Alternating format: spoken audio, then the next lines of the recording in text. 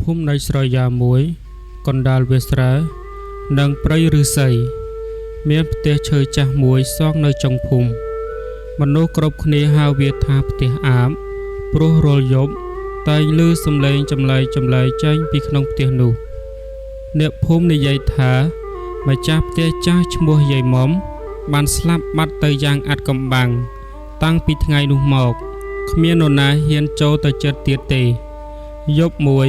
ក្មេងប្រុស3នាក់ឈ្មោះវុទ្ធីរានិងសានបានជជែកគ្នាក្រោមដើមត្នោតអញឮថាក្នុងផ្ទះនោះមានអាបពិតរានិយាយទាំងភ័យអាបអីមនុស្សក្នុងភូមិខ្លាចគ្នាឯងទេសានសម្លឹងទៅផ្ទះចាស់ដែលងងឹតស្រអាប់បើក្លាហានមែនយប់នេះយើងទៅមើល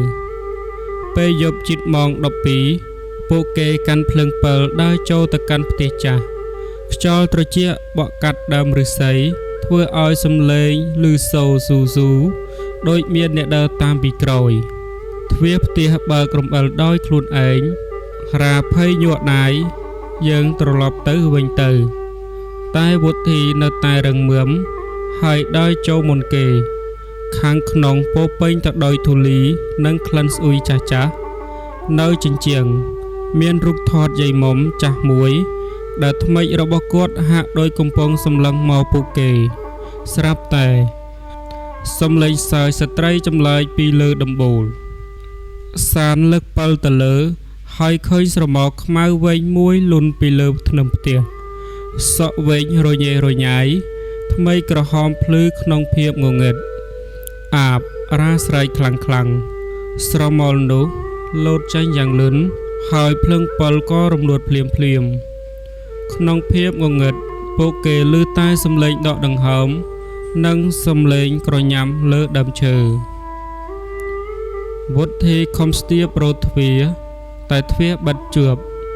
ស្រាប់តែមានដៃត្រជាក់មួយចាប់ស្មាគាត់កំចាញ់ពីផ្ទះរបស់អញសំឡេងចាស់ស្អកឮក្បាលត្រជាក់វុទ្ធីស្រែកហើយរុញទ្វារទាំងអស់កម្លាំងទ្វារបើកភ្លាមពួកគេទាំង3រត់ចេញពីផ្ទះដោយមិនហ៊ានងាកក្រោយឡើយពេលមកដល់កណ្ដាលភូមិពួកគេដកដង្ហើមហត់តែសានស្រាប់តែសួរហេរានៅឯណាវុទ្ធីងាកមើលវិញរាបាត់ខ្លួននៅឯចុងភូមិផ្ទះចាស់នោះនៅតែបើកទ្វារចំហមានសំឡេងសើចស្រាលឮមកម្ដងទៀត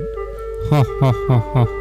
ក្រោយយប់នោះវុទ្ធីនិងសានភ័យរហូតមិនហ៊ាននិយាយពីរឿងរាដែលបាត់ខ្លួនអ្នកភូមិជាច្រើននាំគ្នាទៅរកតែរកយ៉ាងណាក៏មិនឃើញដែរមានតែរឿងចំលេខមួយរាល់យប់នៅចុងភូមិតែងឮសំឡេងរាស្រ័យសុំជួយពីក្នុងផ្ទះអាបជួយផង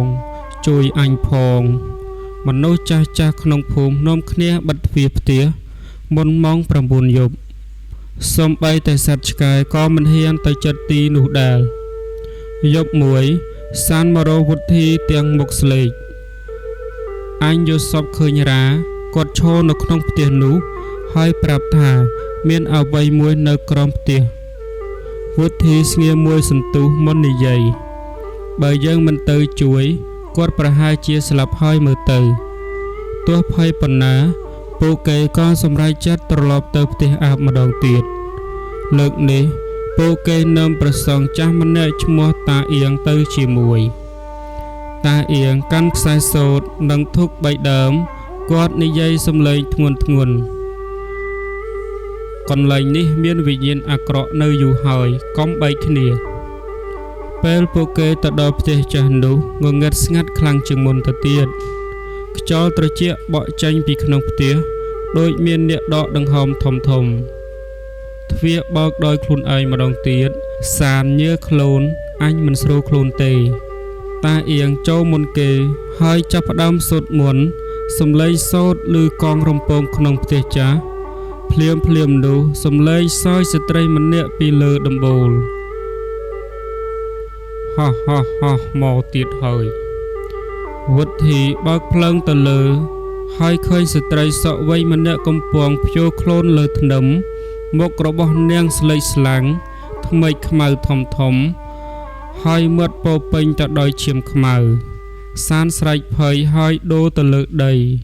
តាអៀងសុតមុនខ្លាំងឡើងស្រាប់តែដីក្រោមផ្ទះចាប់ផ្ដើមញ័រក្តារក្រោមផ្ទះបែកចេញ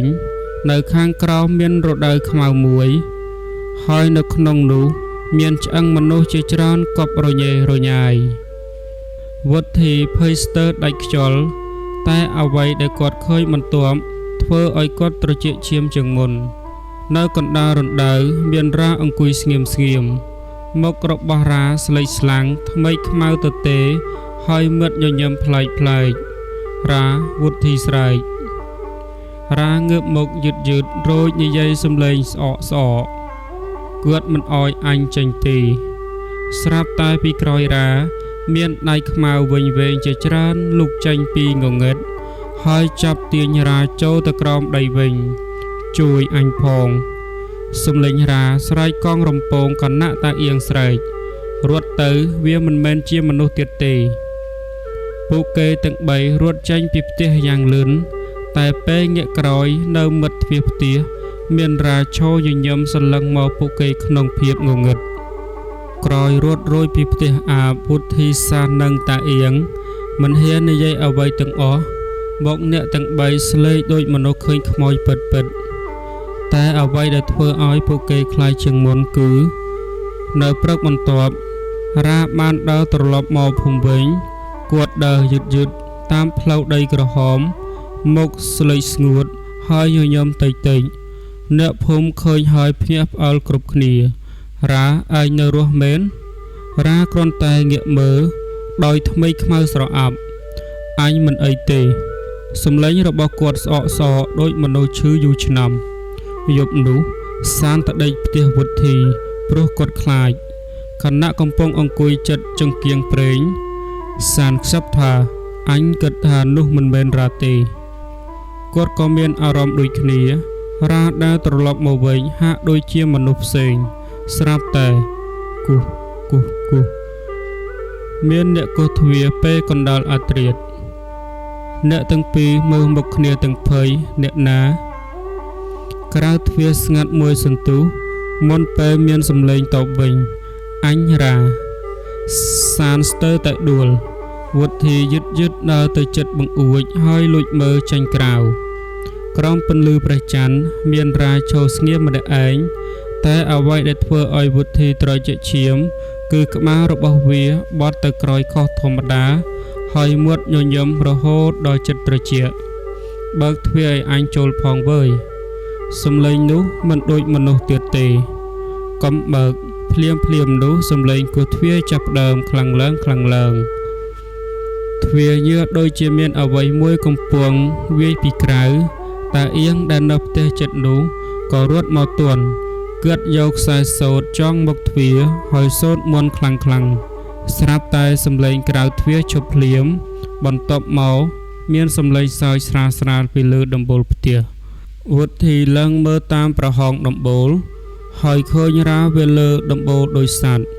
ដៃជើងរបស់គាត់បត់ខុសធម្មតាហើយថ្មីខ្មៅកំពុងសម្លឹងមើលចុះមកក្រោមវាមិនមែនរាទៀតទេអាបានចូលខ្លួនវាហើយ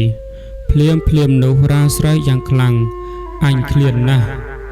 ហើយលោតពីលើដំបូលផ្ទះចុះមកក្រោម